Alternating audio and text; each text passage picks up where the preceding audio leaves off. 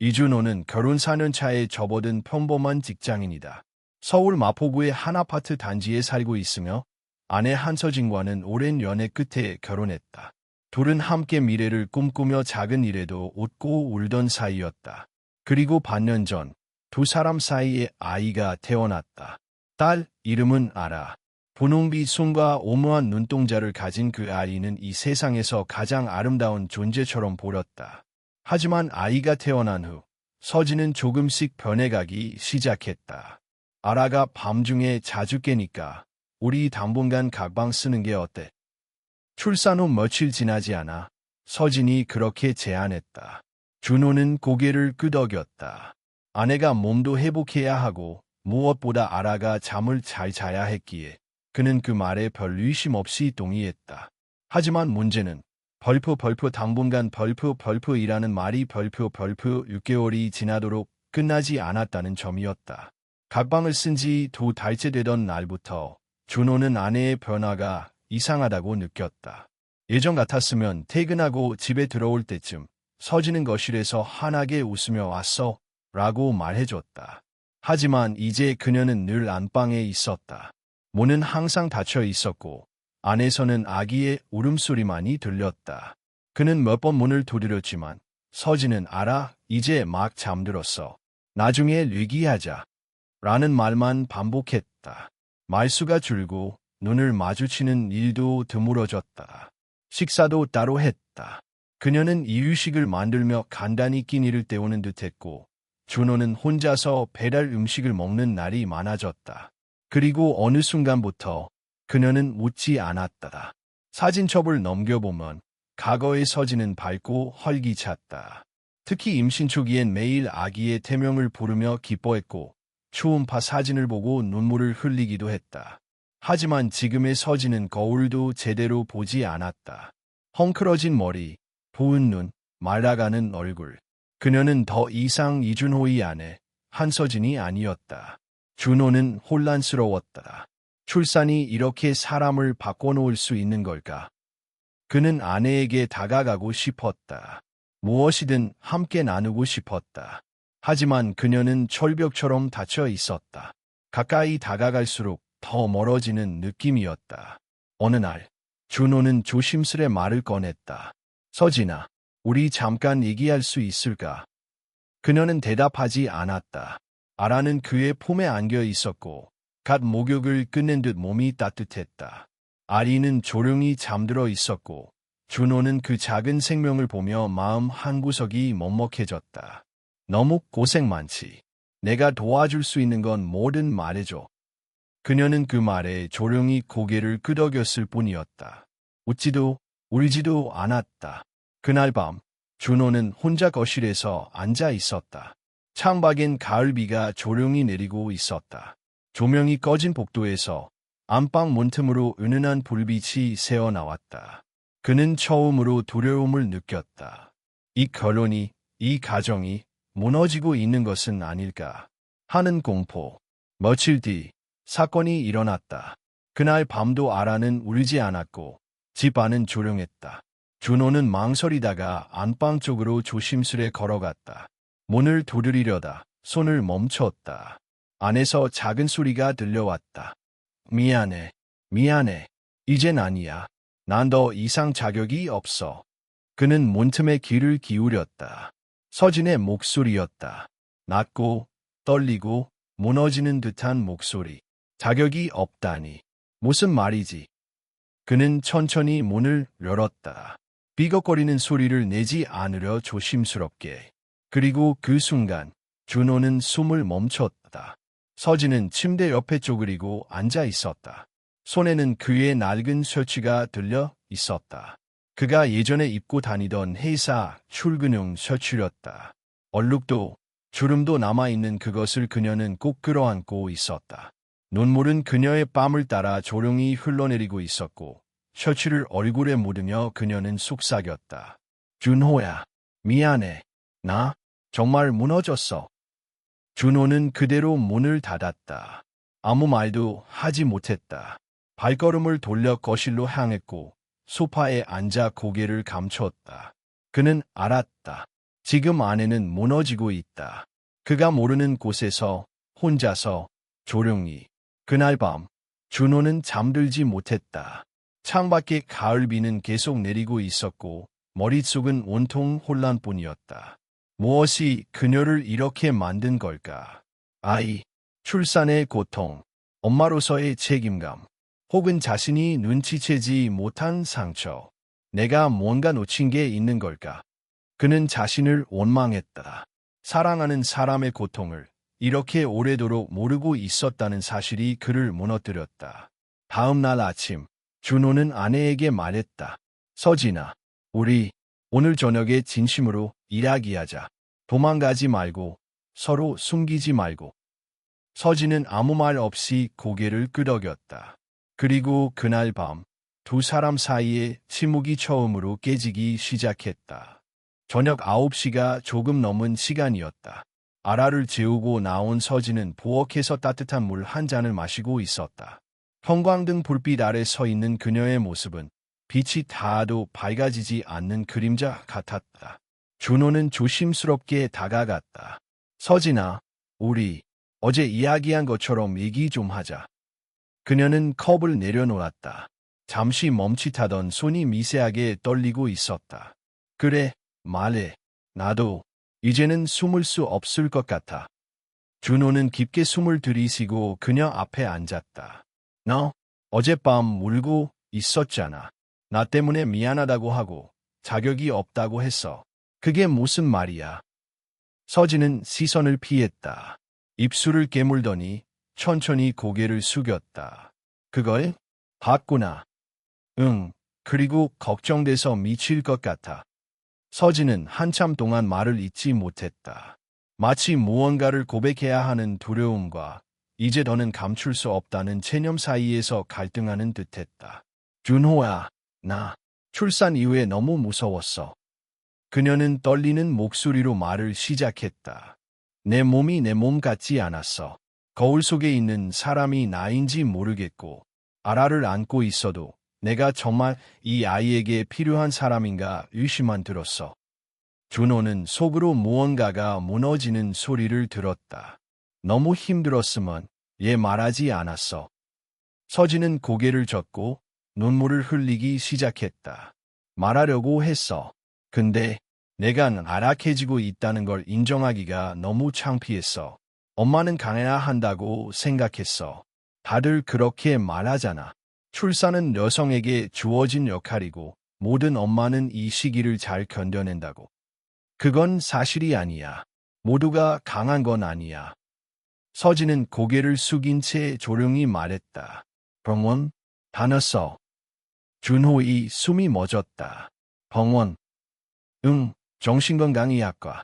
처음에는 산후우울증인지 아닌지도 몰랐어.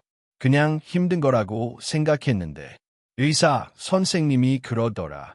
내가 치료가 필요한 상태라고. 준호는 말을 잃었다. 왜 혼자 갔어? 나한테 말할 수 있었잖아. 서진은 더 크게 눈물을 흘렸다. 말하면 내가 실망할까 봐 무서웠어.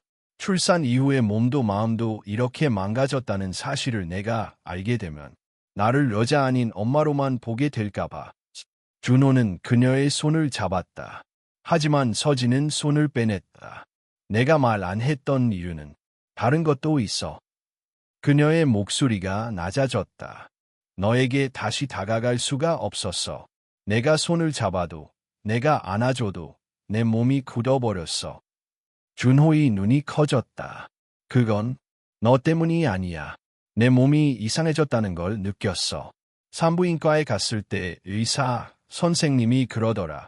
출산하면서 생긴 상처 때문에 회복하는데 시간이 오래 걸릴 수 있다고. 부부관계가 어려울 수도 있다고. 서진은 얼굴을 감싸쥐었다. 그 말을 듣는 순간 숨이 막혔어. 너한테 미안하고 두렵고 혹시 내가 떠나면 어쩌나 싶어서. 그래서 더 숨게 됐어. 너와 멀어졌어. 준호는 가슴이 저려왔다. 난 그런 것 때문에 널 떠나는 사람이 아니야. 알아. 머리로는 알아. 근데 마음이 따라주지 않았어. 서진의 눈동자는 끝없이 흔들렸다.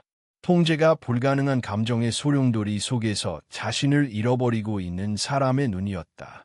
가끔은 아라가 울지 않아도 내가 밤새 깨 있어. 불끄먼 어둠이 너무 깊게 느껴져서 그럼 말해줬어라지. 말하면 약해 보일까 봐. 내가 내 아내는 이 정도도 못 견디지 라고 생각할까 봐. 그래서 계속 참았어.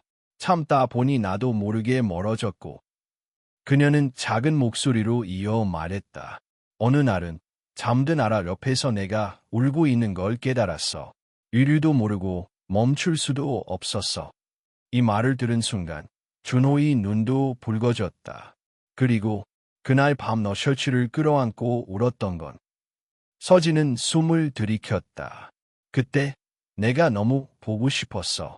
근데 동시에 내 얼굴을 볼 자격이 없다고 느꼈어. 너는 계속 노력하고 있는데 나는 무너지고 있었으니까. 준호는 자리에서 일어나 조용히 아내의 손을 잡았다. 이번엔 서진도 빼지 않았다. 서진아, 너 혼자 아픈 척하지 마. 너는 약한 게 아니야. 아픈 거야. 그건 치료받으면 되는 거야. 나는 너와 함께 있고 싶어. 내가 어떤 모습이든. 서진은 고개를 숙인 채 흐느꼈다. 미안해. 너무 미안해. 준호는 그녀를 끌어안았다. 그녀의 어깨가 작게 떨렸고 손가락은 낡고 가늘게 떨렸다. 그는 아내의 작은 등을 쓰다듬었다. 그날 밤 아내의 울음은 오래 이어졌다. 그러나 그 울음은 절망의 울음이 아니었다. 처음으로 남편 앞에서 드러낸 진짜 고통의 울음이었다. 서진은 더 이상 숨지 않았다. 하지만 준호는 몰랐다. 이 고백 뒤에 아직 말하지 못한 또 다른 진실이 남아있다는 것을. 그 진실이 밝혀지는 순간 둘의 삶은 다시 한번 크게 흔들리게 될 것이다. 서진과의 대화를 통해 준호는 많은 것을 이해하게 되었다. 그녀의 침묵, 거리감, 무표정한 얼굴 뒤에는 그 누구보다 깊은 상처가 숨어 있었다. 그날 이후 준호는 달라졌다. 매일 저녁 퇴근 후엔 아라를 돌보고 서진에게는 말없이 따뜻한 차를 건네주었다. 함께 있는 시간을 억지로 만들지는 않았지만 곁에 있다는 사실만큼은 분명히 느낄 수 있도록 행동했다. 서진도 점차 조금씩 달라졌다. 가끔은 웃기도 했고 때로는 준호의 손을 가만히 잡아보기도 했다. 짧은 순간들이었지만 준호에게는 그것이 세상에서 가장 귀한 변화처럼 느껴졌다. 하지만 그렇게 조용히 흘러가던 어느 날 준호는 뜻밖의 메일 한 통을 받게 되었다. 보낸 사람은 익명이었고 제목은 단순했다. 그녀에 대해 정말 다 알고 있나요? 메일 내용은 짧았다. 한서진 씨는 출산 후 아이를 포기하려 했습니다. 지금의 모습이 전부가 아닙니다. 당신은 진실을 모릅니다. 처음에는 누군가 장난을 친 것이라 생각했다. 하지만 이상하게도 그 메시지는 마음 한구석을 찔러댔다. 그는 서진이 정신과 치료를 받았던 병원을 떠올렸다. 아내가 혼자 다녔다던 그곳. 혹시 정말로 무언가 숨기고 있는 게 아닐까? 며칠을 망설인 끝에 준호는 병원 근처를 찾았다. 직접 의사에게 물어볼 순 없었지만 병원 카페에서 우연히 한 간호사와 마주쳤다. 그녀는 서진을 기억하고 있었다. 준호는 조심스럽게 물었다. 혹시 제 아내가 출산 직후에 아이를 입양 보내는 걸 고민했다는 이야기를 들은 적이 있나요? 간호사는 잠시 망설이다가 조심스럽게 말했다. 정확히 말씀드리기는 어렵지만 한서진 씨는 꽤 심각한 상태였어요. 아이를 안아보는 것도 무서워했거든요. 출산 직후 며칠간 아이를 보지 않고 울기만 했어요. 상담 중에 이 아이를 키울 자신이 없다는 말을 몇 번 하셨고 보호자 없이 상담을 받았기 때문에 저희로서는 설득하기 어려웠죠. 입양이나 일탁을 고민하는 모습도 있었습니다. 그 말은 준호의 가슴을 찢었다. 서진이 우리 아라를 포기하려고 했다고. 그는 무거운 마음으로 집으로 돌아왔다. 머릿속은 혼란스러웠고 가슴은 답답했다. 믿고 싶지 않았지만 메일 내용과 간호사의 말이 일치하고 있었다. 그날 밤 준호는 더 이상 참을 수 없었다. 조심스럽게 서진에게 물었다. 서진아, 내가 출산 직후에 어떤 생각을 했는지 알고 싶어. 정말 아이를 포기하려고 했어. 서진은 그 말에 그대로 굳어버렸다. 눈을 크게 뜨고 준호를 바라보던 그녀는 이내 고개를 숙였다. 어디서 들었어? 누군가 메일을 보냈어. 병원에서도 조금은 들었고. 나 너무 혼란스러워. 서진은 한참을 침묵했다. 숨소리조차 들리지 않을 만큼 정적이 흘렀다. 그리고 마침내 그녀가 입을 열었다. 맞아. 그랬어. 나 아라를 키울 자신이 없었어. 그녀의 목소리는 마치 고백이 아니라 죄를 인정하는 듯한 무거움이 실려 있었다. 출산하고 나서 나는 내가 괴물이 된 줄 알았어. 아이가 울면 안아야 하는데 나는 몸이 굳었어. 아무것도 못했어. 그때 병원에서 조용히 얘기했어. 아라가 다른 가정에서 자라면 더 행복할 수도 있다고. 준호는 가슴을 짓눌린 채 물었다. 그게 진심이었어. 그때는 그랬어. 지금 생각하면 믿기지 않지만 그 순간에 나는 정말 아라를 사랑하지 못했어. 그녀의 말은 독처럼 퍼졌다. 준호는 침묵했다. 그녀를 이해하려 했지만 동시에 마음속 어딘가에서 무언가가 무너지는 소리가 들렸다. 그렇다고 해서 지금 아라를 사랑하지 않는 건 아니야. 난 정말 노력했어. 정말 다시 사랑하게 되었어. 서진의 눈엔 눈물이 고렸다. 그런데 너한테 그 얘기를 꺼낼 수 없었어. 너는 매일 일하느라 지쳐 있었고, 난 너를 더 힘들게 하고 싶지 않았어. 무엇보다 내가 나를 이상하게 볼까 봐 무서웠어. 나를 엄마 자격 없는 사람으로 볼까 봐. 준호는 고개를 떨구었다. 그는 서진을 이해하려 애썼지만 가슴 어딘가에서 타오르는 감정은 멈출 수 없었다. 실망, 배신감, 분노, 슬픔, 그 모든 감정이 뒤엉켜 있었다. 서진아, 나 지금 혼란스러워. 조금만 시간을 줄래? 그는 그렇게 말하고 현관으로 향했다. 신발을 신고 문을 열고 나가려는 순간 서진이 그를 불렀다. 준호야, 제발 떠나지만 말아줘. 그는 대답하지 못했다. 그저 조용히 문을 닫고 계단을 내려갔다. 서울의 가을밤은 차가웠고 조용했다. 거리에 비는 내리지 않았지만 준호의 마음속엔 처음으로 서진을 떠나고 싶다는 생각이 스쳤다. 밤 공기는 싸늘했고 차가운 공기가 폐 깊숙이 들어왔다.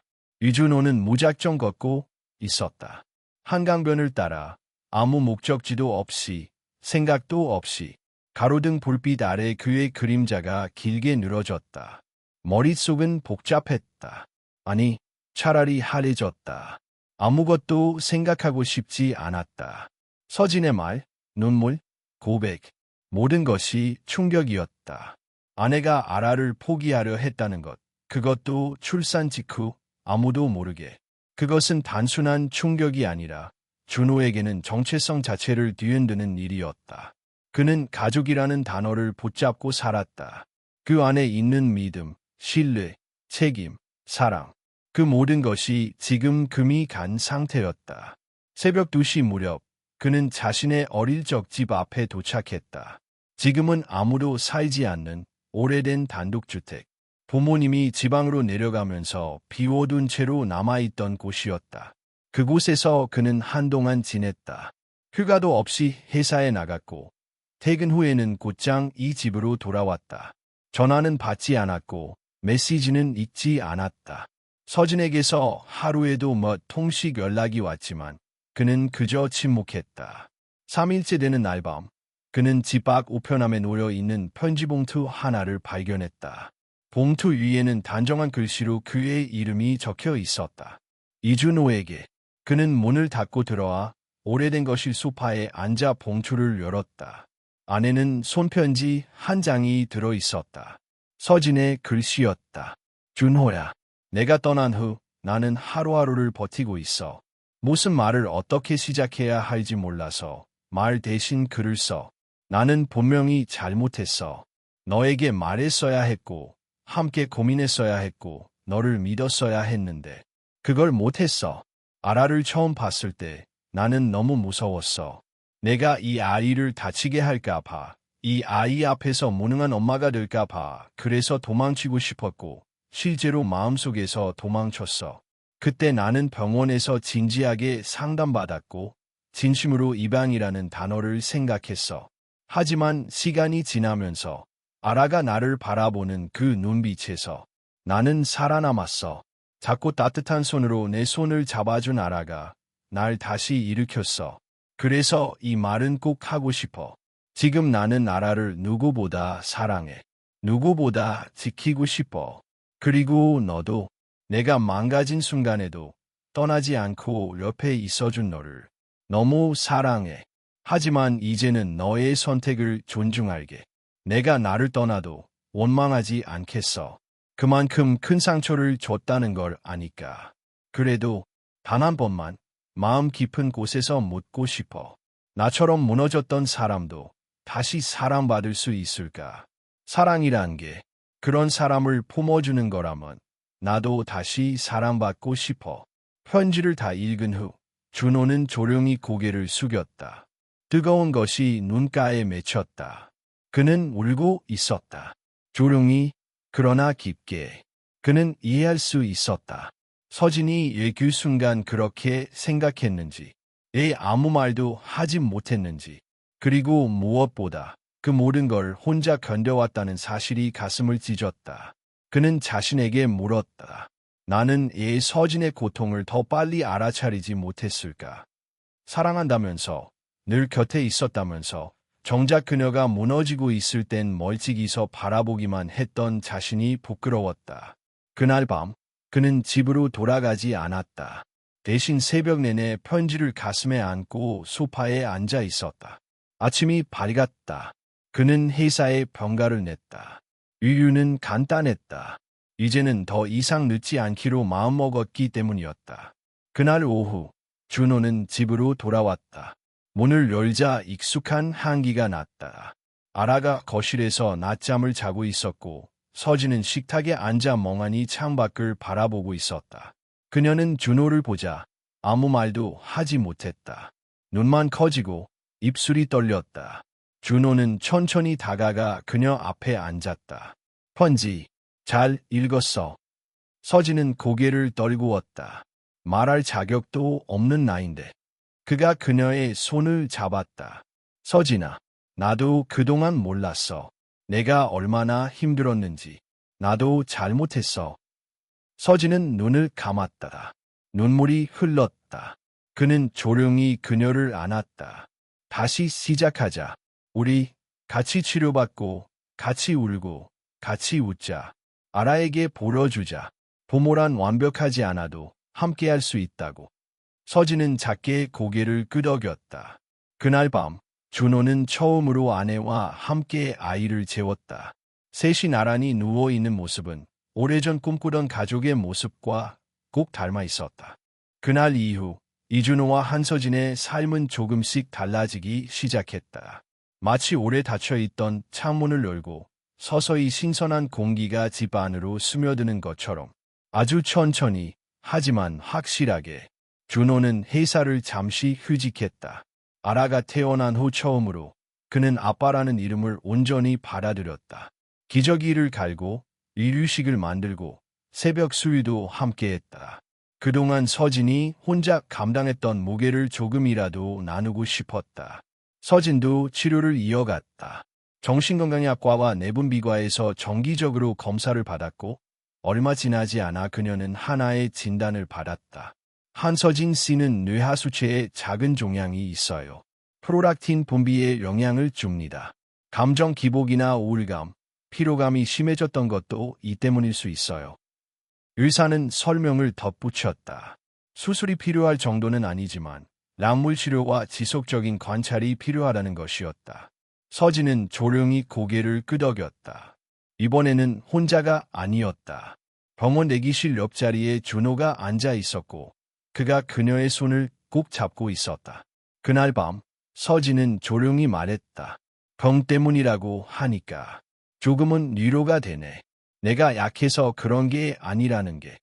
준호는 그녀의 어깨에 손을 얹었다. 넌 절대 약하지 않았어. 오히려 그 모든 걸 건너온 너는 누구보다 강해. 그날 이후 둘은 함께 시간을 기록하기 시작했다. 서진이 먼저 제안했다. 우리 하루에 한 문장씩만 서로에게 쓰자. 짧아도 좋아. 그냥 오늘 하루 어떤 마음이었는지 솔직하게.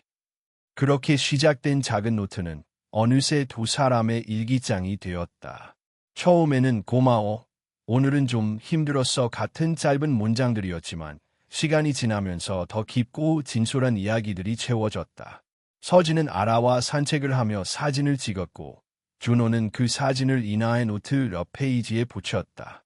매일을 기록하는 그 일은 두 사람에게 하루의 무게를 덜어주는 의식처럼 자리 잡았다. 시간이 조금씩 흘렀다.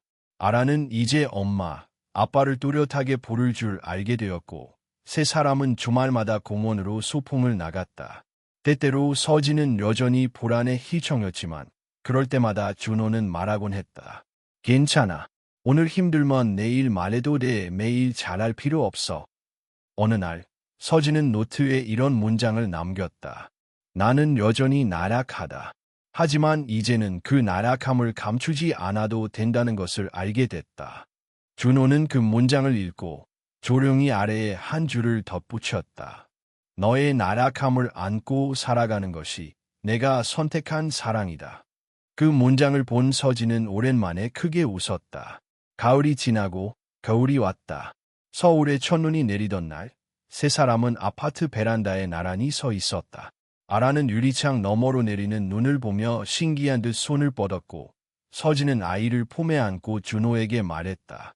처음 눈이 내리던 그날 난 너에게서 도망쳤지. 지금은 이렇게 함께 있다니. 참 이상하지.